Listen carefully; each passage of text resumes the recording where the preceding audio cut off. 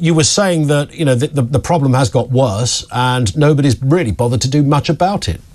No, they haven't really, and it all started with Gordon Brown, I think, Ian. He was determined to increase the client state under the new Labour government, and it's just got worse and worse since then. The term Workshy Britain, I suppose, is a catch-all. I mean, there are plenty of people who would like to work who just don't have the skills. There are plenty of people who would like to work who just don't have certain disabilities that prevents them from doing certain things. But listening to what Chloe Smith had to say there, she's right. I think people do need to look at, or employees need to look at employing disabled people, because many of them could do an absolutely fantastic job. Yeah. And lots of us work from home, as I do most of the time, as viewers have been able to see. And that means that disabled people can get on and be productive. And it'll also be very, very good for them. I mean, work is good for you. I think that's the message that everyone should hear. Yeah. Maybe the pandemic played a part in this. There's 1 million more added to that list, to that number of 9.4 million. It's 1 million up on pre-pandemic levels. I don't know whether people just got used to not working and quite enjoyed it, or whether it, sent people round the twist. It probably did a little bit of that. We all went a bit mad at that time. But nonetheless, I just wonder whether we're in an era here, Andrew, and this might sound a bit defeatist, where it's not really that taboo anymore to not want a job. In fact, in some places, it's a badge of honour, it seems.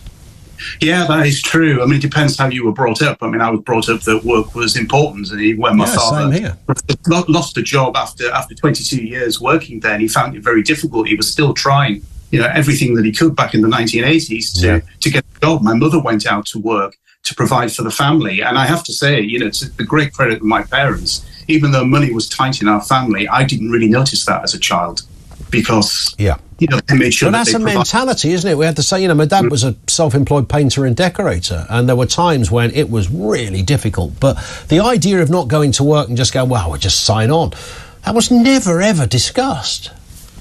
Exactly. And I think that has changed completely. And I mean, the millions of people who are not working, who could work in this country, really is a national disgrace, because who's going to pay for them?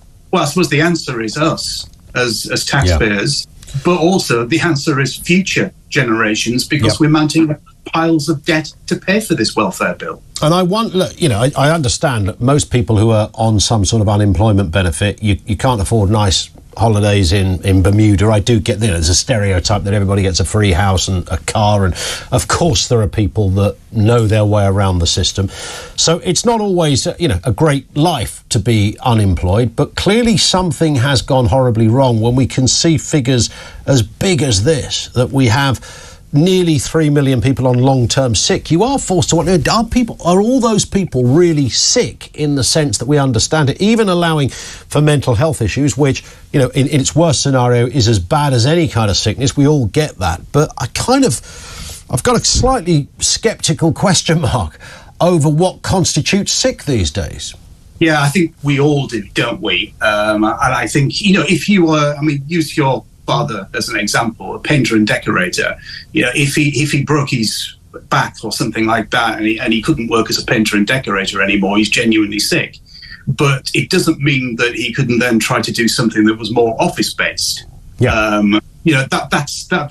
an example.